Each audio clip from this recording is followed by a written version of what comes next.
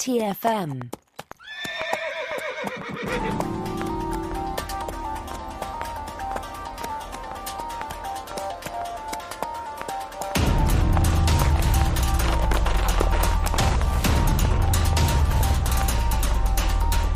Welcome, everyone, to Saddle Up, our dedicated Star Trek Strange New Worlds podcast. I'm Christopher Jones, and with me, as he always is my esteemed co-host, Matthew Rushing. And Matthew, I want to help you unleash the artistic beast inside you today. It was a dark, stormy night. I'd been up for hours, and they called me in for a murder. The last thing on my mind. I drowned my sorrows in some bourbon and headed on down the street. Ugh, the rich people, always getting themselves into trouble. What to do? Luckily, Amelia Moon is on the case. Amelia Moon will find out who Lucille Ball killed, right? Exactly. That was good. Sing us time. We'll start our old time radio hour podcast sometime soon, right? There you go. There you go. All right. So, yes, everyone, we are going to continue through Season 3 of Strange New Worlds today with Episode 4, A Space Adventure Hour. And here's a quick rundown of the story. While studying the neutron star at the center of the Kitolian Belt, Captain Pike and Number One decide that it's the perfect chance to test a new Starfleet innovation that should make extended missions easier, the Holodeck. What better time to push the ship's power resources to the limit than when circling the gravitationally collapsed core of a massive supergiant? What could possibly go wrong? Well, for one thing, a burgeoning television show could be canceled. Also, La'an could get trapped in a simulation with the safeties off. And in the worst case, the entire crew could be lost as the crushing gravity of the collapsing star pulls the ship apart. But don't worry, Amelia Moon is on the case. But first, some diction lessons. So, Matthew, here we are. Just what we were waiting for since before the season aired and we saw photos of a holodeck episode. We've got the familiar yellow grid lines on the wall, and we're jumping into a story that seems pretty familiar if you've been watching Star Trek over the last 30 plus years. Yeah, I mean, I think right up front, one of the interesting parts about this is that, you know, the story that we get inside the recreation room is nothing new. I mean, we've all seen a mystery happen. Obviously, very popular with Picard and the Next Generation with the Dixon Hill mysteries. And so the whole idea of a character doing a mystery, none of that part of the episode is necessarily unique or new or, but the whole idea of the fact that we are going to use the Enterprise to test this type of room, which, of course, we saw exist in the animated series, is interesting. Now, I don't really feel like talking about, canon and all that jazz. I don't really care. I think this episode, what it really does and the way it presents it is that, the Enterprise is going to see if this technology is something that could actually work on the current state of starships as they are designed right now, and the power levels that they can sustain. And to me, that's actually a brilliant idea in the sense of talking about whether or not you can make a technology work, especially with the energy drain that this type of technology uses. The idea that you could do it on something like a star base where you have much more ample amounts of energy, but that on a starship, again, as they're designed now, these ships, as Number One even says, we go into space for 5 years and then we go back. And in many ways, too, we see in the original series and even here in Strange New Worlds, the Enterprise is frequently back to star bases and stuff to get fixed up after it's, taken a beating or any of those kind of things. And so they're not often that far from some sort of help. But the idea of what we'd see, of course, in the Next Generation, where you'd be out on basically an indefinite mission, you could be out for 20, 30 years, really, and not necessarily have to go back for any reasons other than, major damage or something like that. Mm-hmm.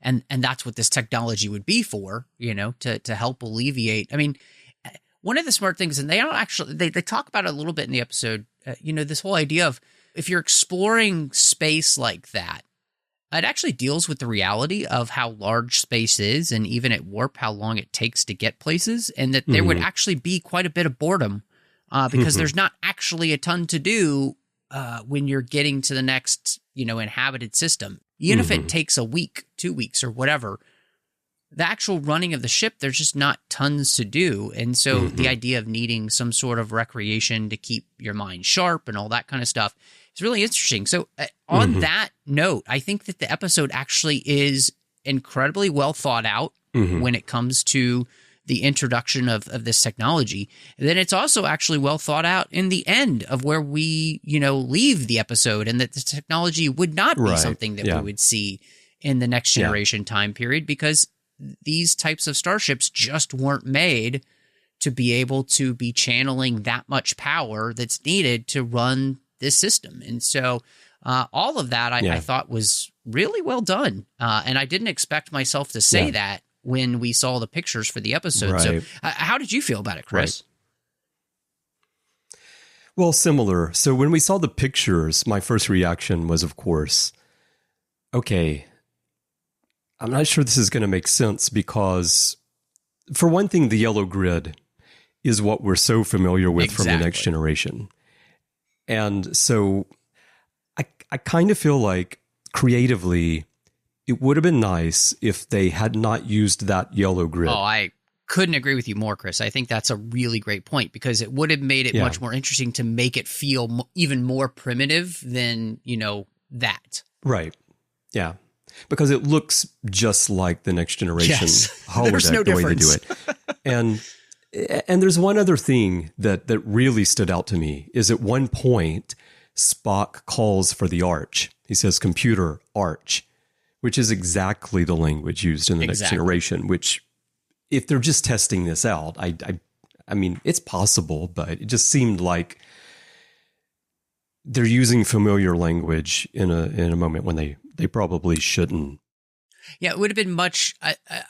I agree on that point too, because I just feel like even just saying, computer exit would make more sense, right?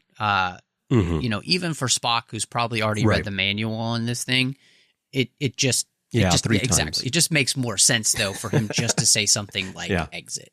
Yeah, just something like that. But anyway, apart from that, I think that the way they approached it was really good.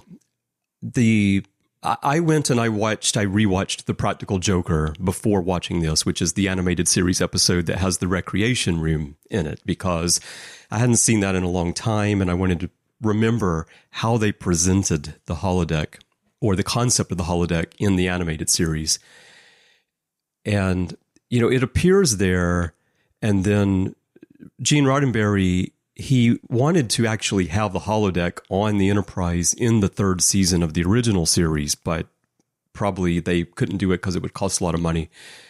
And the third series is especially famous for not having any budget, so that wasn't going to happen. So we didn't see it until we get to the Next Generation. But he had the idea going all the way back to the original series, and of course it was in the animated series, which that episode would have been made after TOS had been canceled. Well, and I mean, too, even Gene Roddenberry was kind of cagey about whether or not he considered the animated series, I feel like, canon in that sense. And I think that's why in Next Generation it's presented, obviously, as being this basically brand new Something technology that's really come into its own in a way that they'd never seen it before. Right. Yeah. So in this episode, when they first start talking about it, Pike talks about the recreation room. Right. And I thought, oh, good. They at least picked that up from the Practical Joker. It's the recreation room. Here it's the recreation room. But then Number One immediately says, or the holodeck. It's easier. So they jump immediately to that. And on a first viewing, I thought, okay, that was a little bit quick to go straight to the word holodeck. But like you were describing, the idea of this technology makes absolute perfect sense. And it wouldn't surprise me if once we get to the point of, not to the point of having starships like the Enterprise or anything, but just like traveling around our own solar system in the future, if it's 100 years from now, it wouldn't surprise me if we have something like this. It may not be a whole big room, but already, I have a Quest 3 virtual reality headset, and I had a Quest 2 before that, and I had a Quest Go before that. So I've been using these things now for probably about 5 years, and I will say that the Quest 3, the level of immersion that you get is already getting quite good, and that's with a pretty primitive virtual reality. Right. I have Myst, for example, the old computer game Myst, where you're actually on the island walking around and interacting with everything, and you feel like you're there. And there's nothing scientifically to prevent us from turning energy or light into matter. Technologically, we can't really do it yet. I think I saw something the other day about scientists actually did create some matter from light. But, in terms of scientific theory, it's possible. And this seems like one of the technologies on Star Trek that is most attainable for us, to be able to create a room like this where we can actually create objects that feel real and we can touch and interact with. So I think it's an obvious thing that you would have as space explorers, and so I think it makes sense that it's something that they would want to put on starships. Within Star Trek, it's interesting that we're seeing it now when we never saw it in this form until the Next Generation. Now, on Discovery and the episode Lethe, they have it's not a whole holodeck, but it's like a holographic type room that's only used for combat training. And La'an has a line in this episode that I think is a reference to Discovery, where she tells Scotty, if you base a holodeck off of a battle simulator, it's going to act like a battle simulator. And I think that was a reference to the fact that prior to this on starships, they were using some similar technology to simulate combat like that. But then the final thing I'll just say about it is that in the end, I think what the writers did at the end of the story of saying, hey, we tried this out. It doesn't really make sense right now because if something goes wrong like it did here, the whole ship could be destroyed. It needs a dedicated power supply. So let's just put it aside until the day when we can actually make that happen. And so they give us an in-universe explanation as to why we don't see it. Although the last little point I'll make is that I don't recall on the Next Generation there ever being a reference to a dedicated power system just for the holodeck. I think that came about in maybe a Parallax, maybe like early in Voyager. There's an explanation about the separate power systems. Yeah, I think you're absolutely right on that it's Voyager that gives us that. And then, of course, it's seen in Picard, right? We see Picard, that idea of as the ship is slowly dying, this whole idea of the fact that the holodeck can still run, which we all sort of made fun of even at that point because it seems kind of silly. But yes, I think this is where I feel like in many ways the show working better if it's not a part of canon. It's like they can draw all these things and by making it their own, I think it makes more sense. And in this instance too, with the recreation room, this is one of those places where I think they did a great job of making it their own. And it really actually works, right? And their thought process behind the whole thing was, I thought, smart in that sense. They put it to the test when the ship is going to be under stress in the first place. And so they're really seeing if this technology can work at the worst moments that a ship can go through. And so in all that, I think that's really well done. Yeah. Then all the places where they kind of pull from all these different places of what we know in the Prime universe, I think also work as well to explain where they especially end up at the end of the episode. So yeah, I mean, I think this is actually some, we've kind of getting a little bit frustrated this season so far with some of the writing. And on this side of the episode, I think the writing feels really good, actually. And it seems like it's really smart and they had really thought through the implications of what they were doing. And those implications really actually work. Yeah. Well, they clearly realized that, okay, we want to do something with the holodeck, but we can't just throw a holodeck on the ship. We have to really think about how we're going to present this and then how we're going to get ourselves out of it at the end, which they did. I will say that if I were a crew member and Starfleet said, hey, we want you guys to like fly into a neutron star and then we're going to test some technology that might knock out all your power systems, I might be a little uncomfortable with that.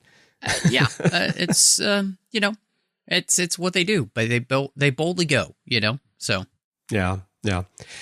Well, this episode, because of the use of the holodeck, I already mentioned computer arch earlier, but it is filled with some very familiar themes and tropes and storylines. And here, it's time for Dixon Hill to get out of the way because Amelia Moon is in the house and she's looking sharp. She looks like globe-trotting explorer Carmen Sandiego. I was asking myself, where in the ship is La'an Sandiego? That makes sense, So, she really does look like Carmen Sandiego. Well, her outfit apparently was based on Carmen not surprising. Sandiego, from what I've heard.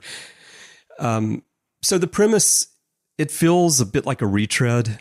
It's basically, here's Dixon Hill again. We had Bashir with the James Bond stuff in DS9. It's a very familiar thing that they do, but I think it was a smart move to put Christina Chong front and center in this episode and have her be the character that really drives it. Not only because of kind of her personality and her role on the ship, and she would be the one to be trying to solve the mystery, but also I think Christina Chong herself as an actress and the way she presents that character really, it provided a stable element through a story that was quite silly, filled with meta references and familiar tropes and some over-the-top characters. Yeah. I will mention, I thought like the whole cast from an acting point of view was fantastic in playing their characters, playing characters that are different than their normal characters. But for Christina Chong, how did you feel about her as the lead of this whole story? I think that one of the best parts of the episode is utilizing this character of La'an, who, because of the experience she had at the beginning of the season, and of course at the end of the last season, coming face to face with her demon, and in some ways being able to beat that demon, right, in the Gorn, and giving her this new sense of and really a new lease on life, right? I hate to just use the cliche, but that's really what this character's had. She's had a bit of a renaissance, right?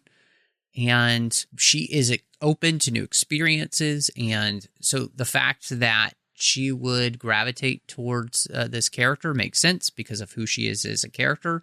I think this is one of those places where we have been very critical, I think, this season of many places where the writing is actually not doing the characters of this series, especially the ones created specifically for Strange New Worlds, any favors.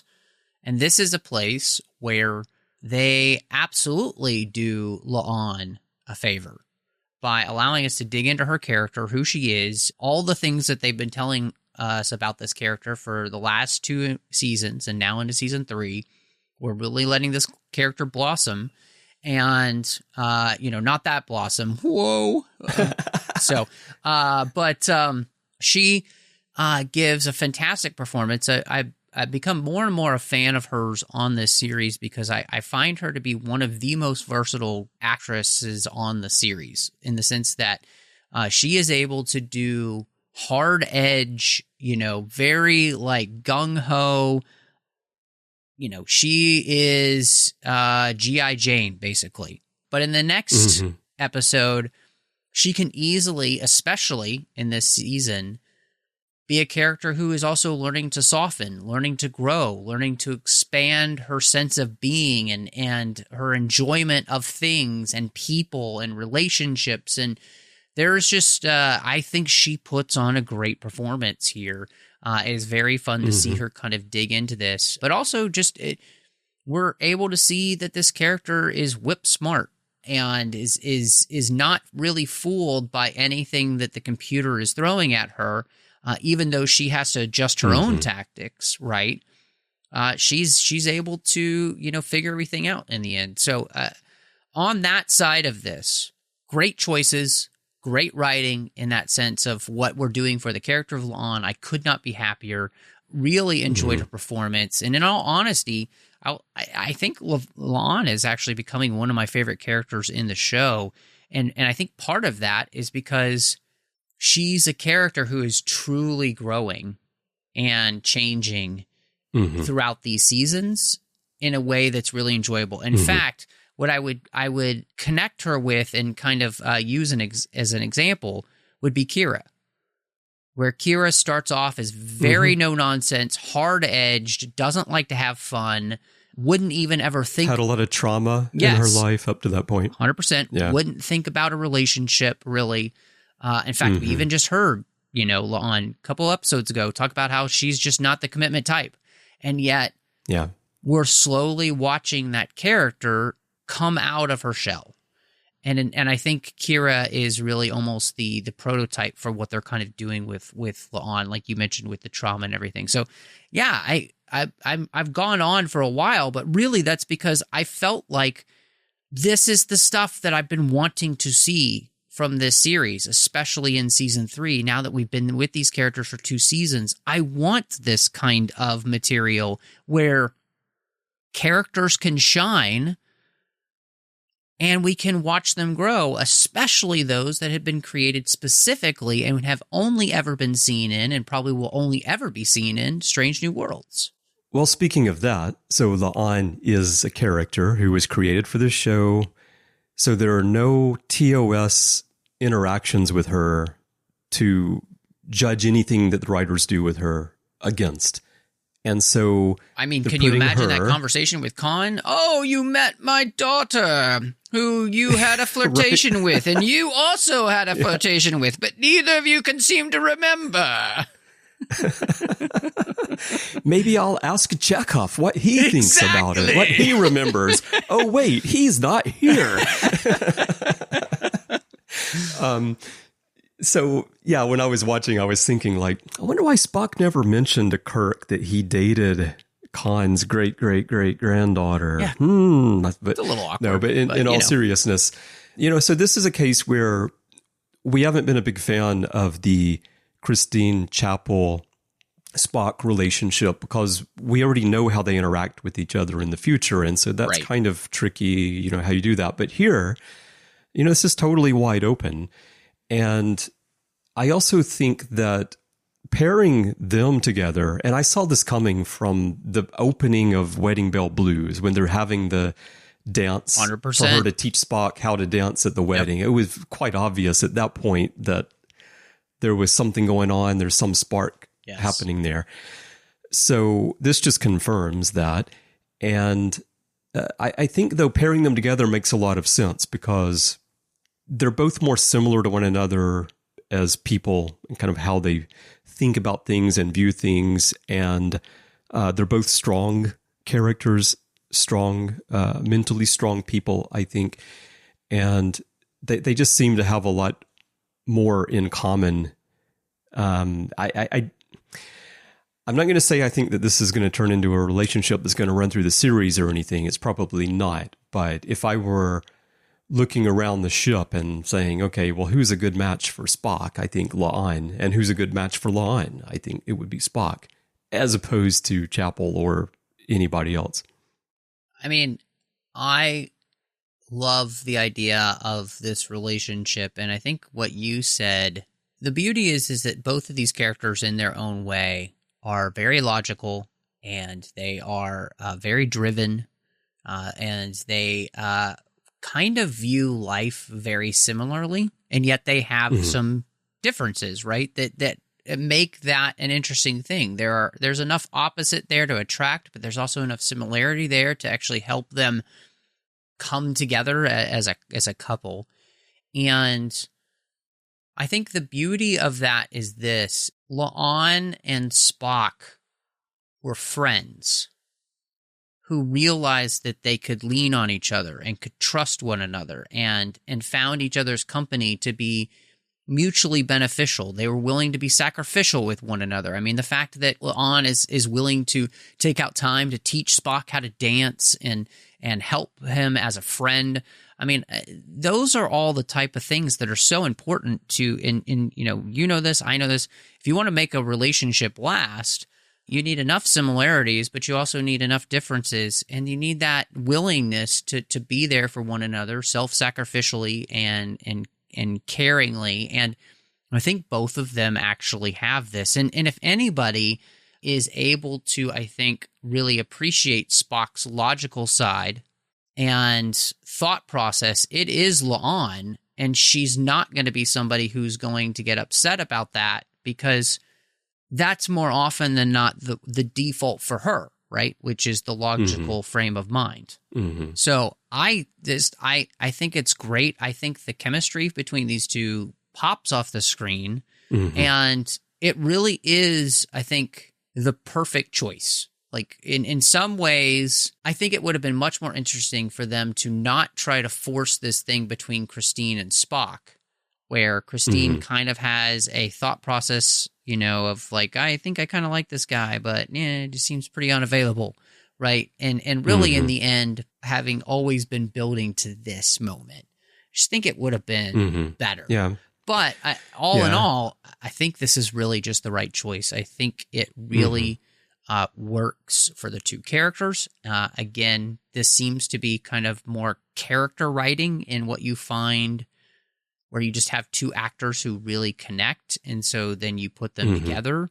That seems to also have been what has happened here almost, and I'm a huge fan of it. I couldn't be happier that this is, where we're going, and I would love to see this actually be something that blossoms and lasts and feels much more adult and much more interesting than the stuff that we got with Spock and Christine, which felt, like a bad teen romance.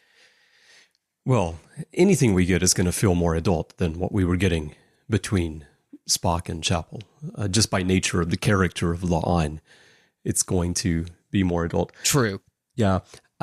I'm not sure how they could have built, just based on how La'an's overall storyline has been, I'm not sure how they could have built towards this instead, because I think that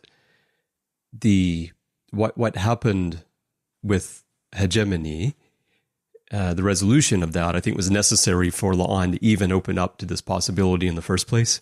The way her character was written prior to this, it doesn't seem like she would have even pursued anything like this.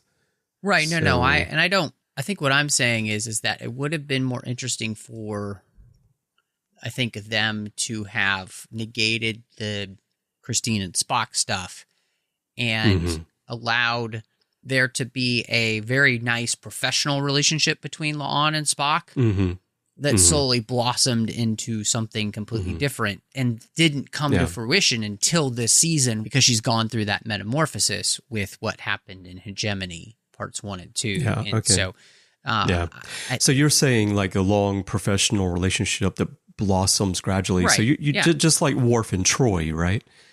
You say that, and what's hilarious is my wife and I have been rewatching Star Trek: The Next Generation, and that actually doesn't just come out of nowhere, because they actually do a lot of stuff together throughout the series, especially once Alexander comes onto the ship.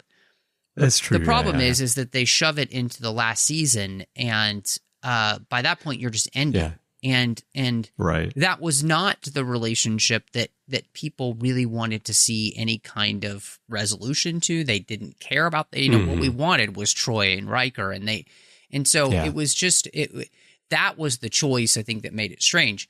Rewatching the series, it actually kind of makes sense that you would have them find themselves in a relationship together, but yeah, it just doesn't make sense for all that they did with Troy and Riker too at the same time. So, yeah. Well, a last note on this relationship thing, just Christina Chong's versatility. When she walks in the room, both at the beginning and at the end of the episode, where Spock is dancing, just the way her face softens and lights up. There's like this, because she's normally this very kind of on guard, alert, serious character most of the time. But it's like a switch, just like suddenly so much softer. And that just stood out to me both times when she comes into the room. Yeah, I mean, again, one of the hallmarks, I think, of honestly this episode is the character work that she's doing. And I think a lot of the nuance that she's given this character that we are only really seeing come to light this season. And it's really good. Well, let's switch gears a little bit to something that might not be quite as rosy of a conversation. We'll see. The cold open, where it's like an episode of the original series. It's the last frontier. We're on the bridge and Paul Wesley is doing his own William Shatner. He's known for his diction. So you asked me on the other side of the barn before we started recording if this cold open was even necessary for the episode. So I have some thoughts on it, but tell me yours first. I will try to be nice. This cold open is a waste of time for the episode 1 because it's not needed. It's not important for the rest of the episode. Even if they kept the rest of the episode the same, you don't need this. This is legitimately, this and the way they do the credits are a gimmick. It's legitimately a gimmick that is all about, this is where nostalgia is done wrong. It's that thing where people can just point to and say, oh, remember that thing? This is just like that thing. Why do we, this, if you're going to do nostalgia and you're going to do this type of episode, you want to do it in a way where it's pivotal to the story. The problem is specifically this cold open and then the end of the episode as well literally has no purpose other than just for Star Trek fans to be like, oh, they're doing the original series, but worse. And why you would want to do that. And also, the way it's coming off feels like you're doing a Saturday Night Live skit making fun of the original series. Right. Rather than actually being respectful towards the original series and the fact that, hey, without this thing, none of this exists. And so I was actually pretty offended. And I don't say that word at all very often. I mean, I think you could probably count on one hand the amount of times that I've actually kind of been offended by something. But this was offensive in the sense that it just I told you I was sorry about that, Matthew. Yeah. It just felt like it was making fun of a thing that without that thing, what they're doing doesn't exist. And so why not do it in a much more loving and well, that's the thing, right? Yeah. And a much, look, this might also sound harsh, but this feels like somebody's attempt to do a love letter to Star Trek. And the last time somebody did that, it was also an abysmal mess that everybody hated because it was terrible and actually was everything but a love letter. It was the ultimate height of disrespect to the show that was on and really to the show that it was aping, The Next Generation. I mean, it like, so that's when I talked about this, I think maybe 2 episodes ago, where writers feel as though they're being clever. Mm-hmm. This is not too clever by half. This is Mm-hmm. just bad. And I don't understand why they did it, because it would have been much more interesting to do something character-driven for the episode. Maybe give us more Spock and La'an action, which is driving this whole episode in the first place. That would have been much more interesting than wasting...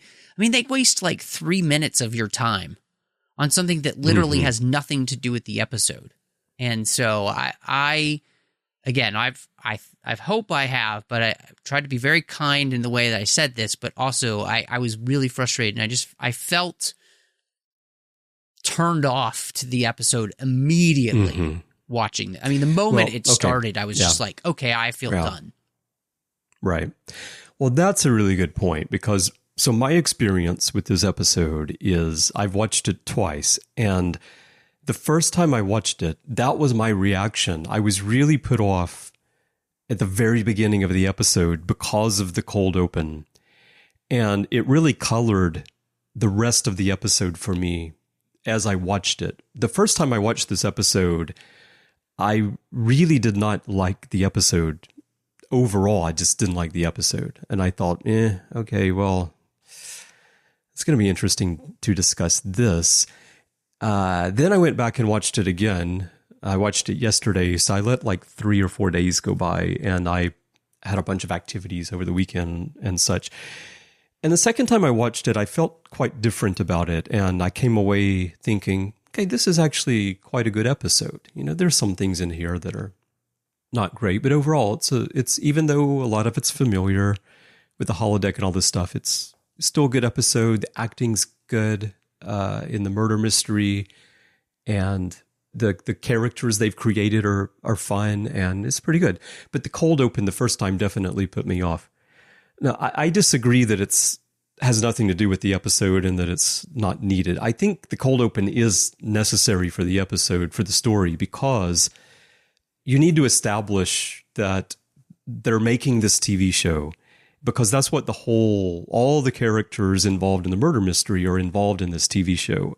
Everything from Maxwell Saint acting as the captain, all the way to Sonny Lupino, who's supposed to be like Lucille Ball. And then you've got T.K. Bellows, who's supposed to be Gene Roddenberry. Like, you need to establish that there's this TV show that they're making, and sort of the time in television when it's being made, which is where the kind of campy cheesiness of it comes off. So I think it's necessary to have the cold open. But I think if you're going to do it, you should do it not as a parody of the way that people who think Star Trek is silly view Star Trek, which is basically what they did. They're going to steal our brain cells. We need it for all kinds of space reasons. And, the way that the language was written, for some people, I'm sure it's very funny, but it is, I've seen online, this episode referred to as a love letter, especially the cold open and the closing, as a love letter to the original series. But I really don't know that I would define this as a love letter, because it actually feels more like making fun of Star Trek rather than celebrating what it was in the time period that was there. And I think that the decision to do that undermines part of the message of the story later, which is, it's very like heavy-handed, but there's this whole statement about how Star Trek for generations has influenced people and helped them become better people and find their way in the world. And none of that would be possible without a second season of this show that we see in the cold open.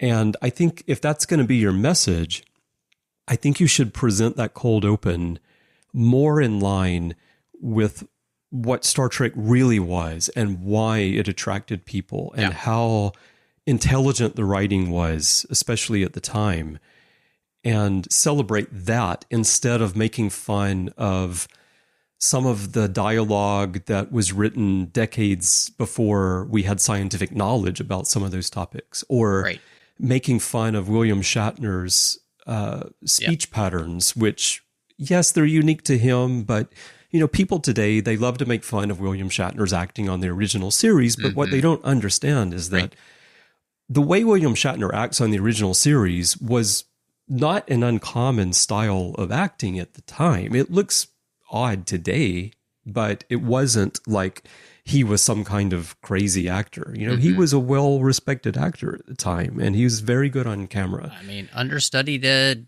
Plummer, Christopher Plummer. Yeah, in Hamlet. Yeah, Christopher Plummer. Yeah, so I think the presentation was very, very off the mark at the beginning, but I do think the cold open is necessary. I liked the set design, the color grading and the color palette and all, especially, I thought looked really nice.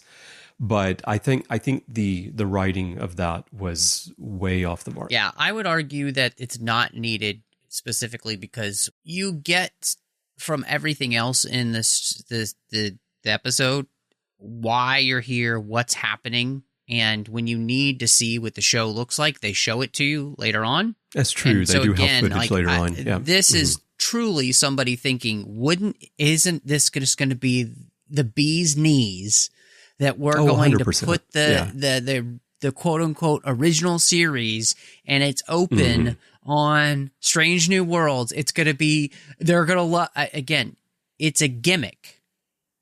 Yeah. And if you would, for the love of all that is freaking holy, stop with your ridiculous gimmicks to trying to get us to watch your show and just actually write what's great on this show, which is the relationships of the characters, which we have praised so much already in this episode. Also, we praised the writing when it came to its handling of the recreation room. Both great points. It is at this moment where they think they're being very clever where it really falls apart. And the moment that they get meta about Trek, it's awful. It's terrible. And don't get me started on that stupid speech that quote unquote Uhura makes about how great Star Trek is, because it is the worst. Let's pat ourselves on the back for how great we've been and how much everybody should love us and nobody appreciates us. And if they did, they would know how great we are. Give me a freaking break, people. This is terrible writing, because what you're doing is the very thing you're not supposed to do in any writing, is to just tell people what they're supposed to think. You're telling me how I'm supposed to think about Star Trek. You're not just showing me how I should feel about Star Trek. Let me feel the love by writing great characters that I care about, which is why people fell in love with the original series in the first place. It was Kirk. It was Spock. It was McCoy. It was Chekhov. It was Sulu. It was Uhura. It was Scotty. All of these people, it was Bones. All of these people are the ones that we all fall in love with. And it's because the characters were written in a way that endears them to our hearts. Nobody sat there and told you on the show, you should appreciate us because we're, helping you see yourselves for the way that you should see yourself. Yeah. Well, I think in this case, the view that this is a love letter to Star Trek is that bit that's delivered by Uhura / Joni Gloss in the episode is, it is a commentary on Star Trek itself, which in this particular episode, I can take that out of context. If that happened on a regular story, like if they were sitting around the table in the ready room and they were discussing a situation or maybe how they're going to help people on another planet, and he talks about what they're doing in that way that's basically telling you that in a meta way that Star Trek's great, that would bother me a bit more. Here, I thought it was heavy-handed, but I can see it being in here just because the episode itself, because the storyline is revolving around the cancellation of the show. It made a bit of sense that they would mention that, but I can also understand your view. But you know what a love letter to Star Trek is? A love letter to Star Trek is Star Trek Season 3 of Picard, by somebody who knows Star Trek, loves Star Trek, and cares about Star Trek, and the characters. That is a love letter. And at no point does anybody have to, in that series, tell me how much they love it. and why they love it and why I should love it. Sure.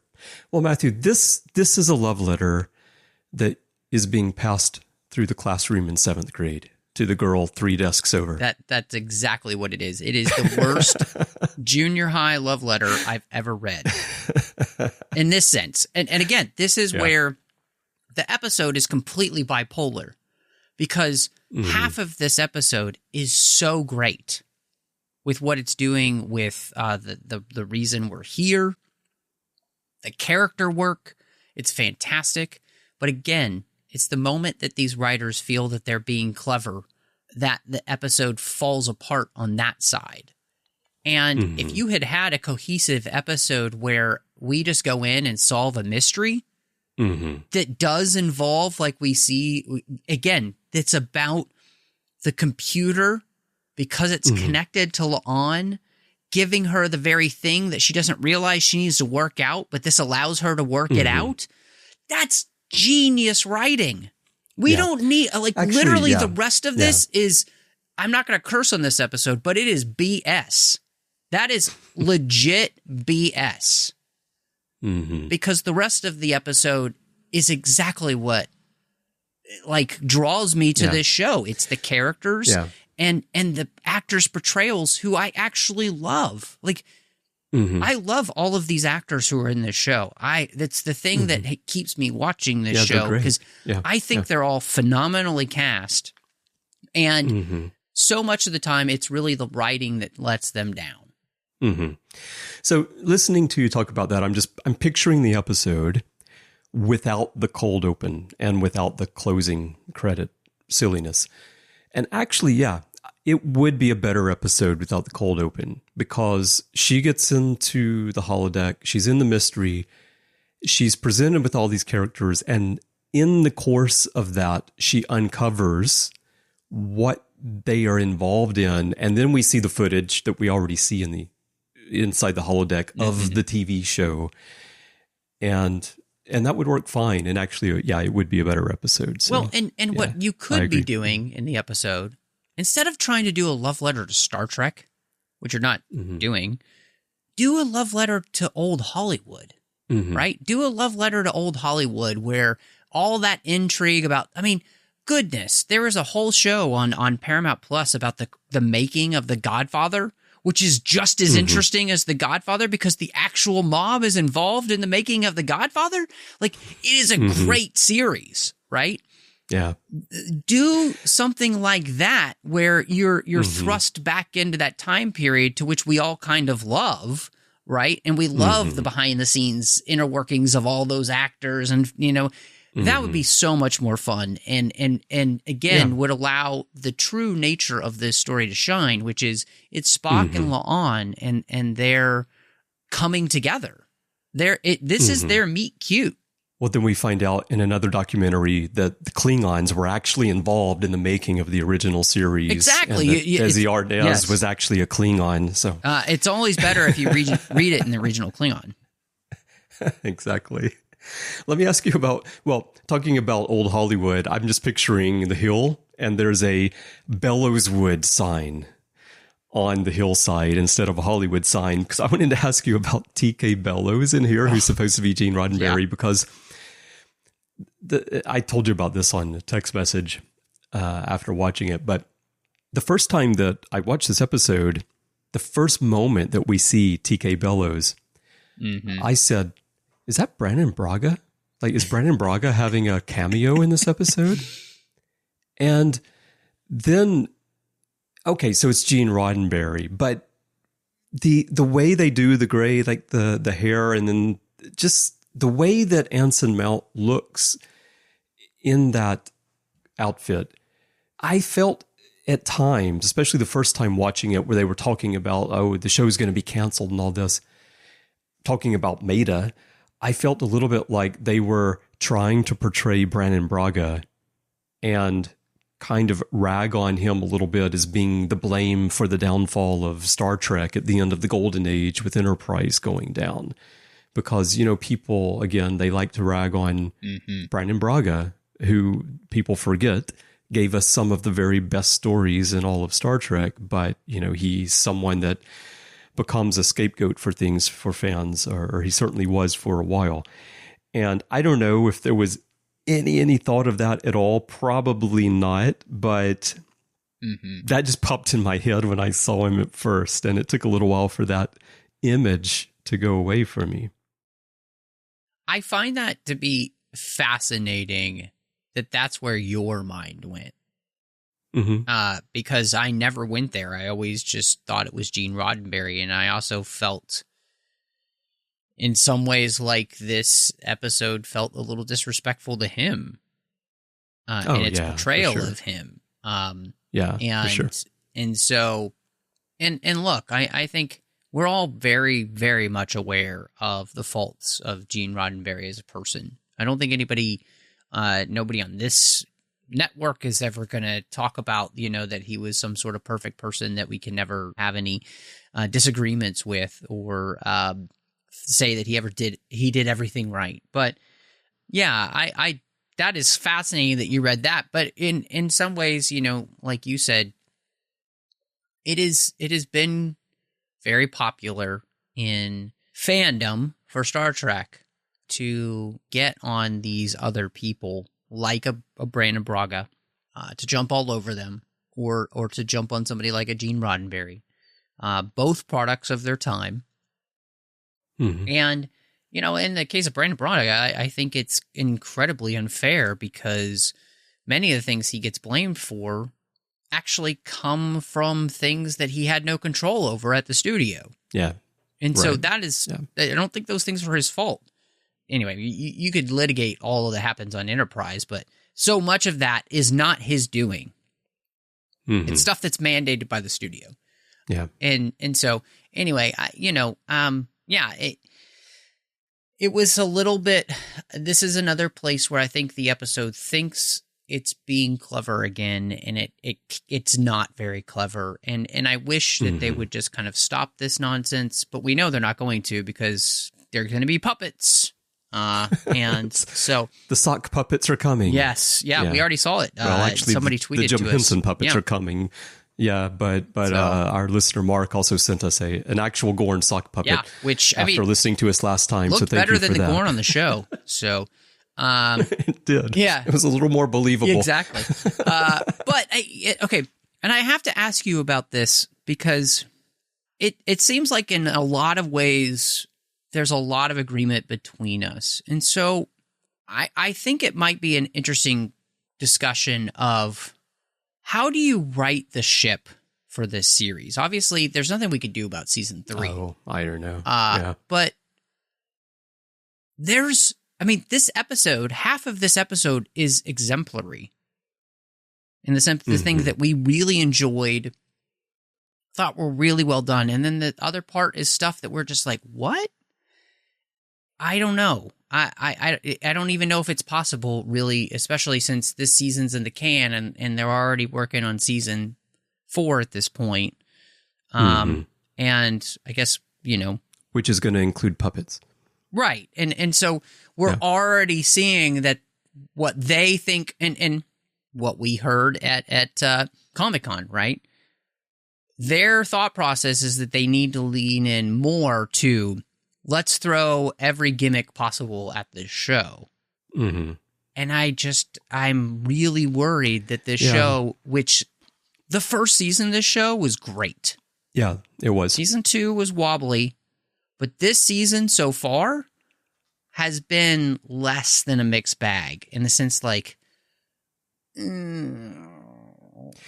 Well, yeah, I think the issue is that, well, first of all, I don't actually see it as them throwing gimmicks to try to get people to watch the show. I think that they just see the show as a playground to try out different things and see what can we do with Star Trek as a framework. Can we do it with animation? Can we do a musical? Can we have puppets? Just what can we do? And I think they're going to continue to do that because I think that's just how they see the show. It's like a playground for ideas that maybe you can use Star Trek as the vehicle for, or like how many different ways can you wrap Star Trek and make it still work? They're just like trying stuff. So it's not exactly what I would call gimmicks as much as it's just, let's just play around and try things. And so the show lacks cohesion. There's no cohesive vision for what this show is from a storytelling point of view. This is not Picard. It's not Discovery. It's not Enterprise or Deep Space Nine. It doesn't have, or Prodigy, another recent one. It doesn't have any cohesive vision of, this is the story that we're telling, and we're going to take viewers on this journey, episode by episode, and get to a destination. And the only destination that I've really heard them give is that the 5th season will end with Kirk in command, which is an extremely vague destination. And with what they're doing with the mix of episodes and styles right now, all I can imagine is like, if you imagine going down the road, your car's falling apart, like doors falling off, the mirrors dangling down the side, one of the tires is almost flat, and the car's bouncing up and down. And finally, right when the gas needle hits below empty, you coast into the gas station, and that's your destination. It kind of feels like that's the ride that we're on. I mean, I think that's an apt metaphor and really well said. When you were talking and saying that, it really just feels like what we're doing is we're skin suiting Star Trek. We don't really care about Star Trek. We're just trying to tell to whatever stories we want with the veneer of Star Trek. And I don't think it's that extreme, but I get what you're saying. Yeah. But when you, and this is the thing, right? The original series told lots of different genre stories to tell the overall message that they were trying to get across. But it had a focus, which was the characters. It had a focus, which was each episode actually had a point and a message that it did want to get across, right? It had, of course, all of those things.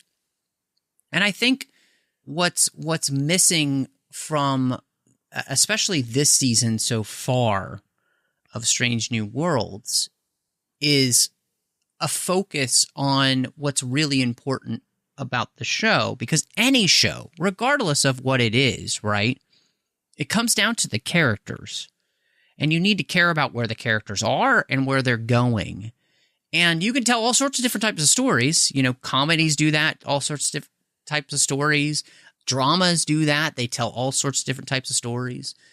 And yet, the core has to be about moving our characters from one place to the next in a way that feels natural and organic and interesting as a viewer, because you love the character. And like you mentioned, it seems like they care more about just throwing crazy things at the wall and like, can we do this, instead of should we do this? I feel like it really comes down to the whole Jurassic Park manifesto that Malcolm gives in the original movie. And he says, your scientists were so preoccupied with whether they could, they didn't stop to think if they should. And the writers of this show seem to be so preoccupied with if they can do a thing, they don't stop to think if they should do a thing because it's beneficial to the series. And that's a problem. That's a problem. Yeah. And I think we're unfortunately suffering the repercussions of that. And it's something I think that you actually saw. I didn't watch all of Discovery, but I know that show every season seemed to go through this weird, strange metamorphosis into something that felt completely different almost than the last season. And it didn't feel like it had a ton of cohesion. And what you need in any genre series, especially something as long-lasting as Star Trek or Star Wars or any of those things, if you're going to write that thing, you have to understand the rules of that universe inside and out in a way that allows you to bend and or break, but still feel like you didn't. Mm-hmm. And that's where I don't feel like you need to know what you're doing. Right. And that's where I don't feel like they're doing that here, because again, it's more about can we do a thing instead of should we do a thing. Yeah. In the end, Malcolm was right. Yeah. He was not in the middle. He was right. So different Malcolm, but yes. All right. Well, we'll see what we get coming up. So coming back to this episode to close out, any final thoughts specifically about A Space Adventure Hour and what's your rating for it? Again, I really come down to the thought, this is a bipolar episode. I love half of this episode, and I kind of hate, and I don't use that word often, but I actually kind of hate the other side of this episode. And so it's a 2.5 out of 5 mystery glasses that has lipstick on it, because it's so frustrating, because as I was rewatching the episode again, man, the stuff that I loved, I was just totally bought into. I was captivated by the performances of Christina Chong and Ethan Peck as these characters. So wonderful, right? And we didn't even talk about the story for Scotty, but what a great story for him. Like, talk about a beautiful moment of character development where this character who has been holding on to feeling like he has to do everything himself. And we learn the reason why. And number one, helping him to see it's okay. You're not responsible for everything that happens on a starship. We all are. That's why we're all here. Man, that was phenomenal. Everything else in this episode is just a mistake that needed to be rectified, and you could have easily done it. Easily, by just not trying to go meta. The rest of the episode, I honestly, if that had happened, this probably could have been the 5-star episode of the season, because it was so good elsewhere, and everything that I had said previously that I've been looking for. And so it's just frustrating that they really fumble it in the end. I mean, it feels like, those great football plays where the guy is dancing in the end zone before he gets to the end zone and the ball gets knocked out and creates a fumble and it goes back the other way for 100 yards. That's exactly what happened in this episode. It's like you were there and then you just completely botched it. Yeah.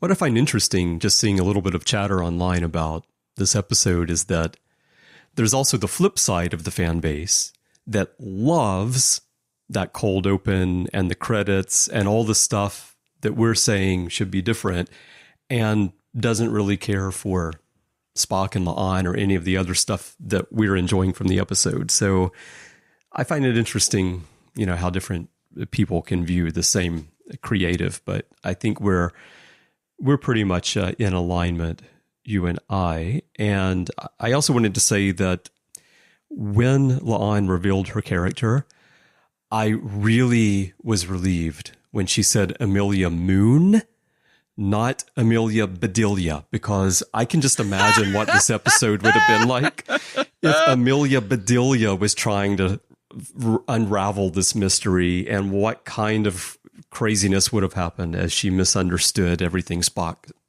said to her. Advising her. Sister loved those books as a kid. I used to read them to my daughter when she was growing up. So, and she used to really crack up at those. So, anyway, I think I've said pretty much everything I have to say about this episode. Yeah, I agree. It's really a mixed bag. There's a lot of really good stuff in here, and then there's other stuff that's just way too over the top, overflowing with meta references. And I think that the literal recreations of the 1960s TV show, The Last Frontier, is a little bit too much of a parody of TOS to be considered a love letter. But I'm going to give this episode 7 Amelia Moon novels. Very nice. All right, everyone. We would love to hear your thoughts on a space adventure hour. There are many ways for you to share those with us. Perhaps the easiest way is to go to Facebook and join the Babel Conference. That is our listeners group. It's there to extend the conversations beyond the podcasts. So if you're joining for the first time, please do answer the questions and agree to the rules of the forum so that I can let you in. It's not open just to every random person on Facebook. We want it to be there for you, the listeners, so please do that. You'll find a post on the timeline for this episode, and you can share your comments with Matthew and me and fellow listeners right there. Of course, you can also send us email. Go to our website, trek.fm/contact. Use the form you find there. Choose to send to a show and choose Saddle Up, and that will come to us by email. And you can find us everywhere in social media. Our username is TrekFM. And if your podcast app of choice allows you to leave a rating and a review, we'd love to get that from you as well. Now, Matthew, when you're not seeking out new space destinations, where can people find you? Wow, you mean drowning myself in bourbon, hoping the episode gets better? I mean, you can find me all over social media under the name MattRushing02. Of course, here on the network, you can find me in the 602 Club talking about all of those fandoms we love outside of Star Trek. You can also find me over in the Nerd Party Network with a couple of shows. One's called Owl Post, talking about every single chapter of the Harry Potter series, as well as Aggressive Negotiations, as John Mills and I talk Star Wars each and every week.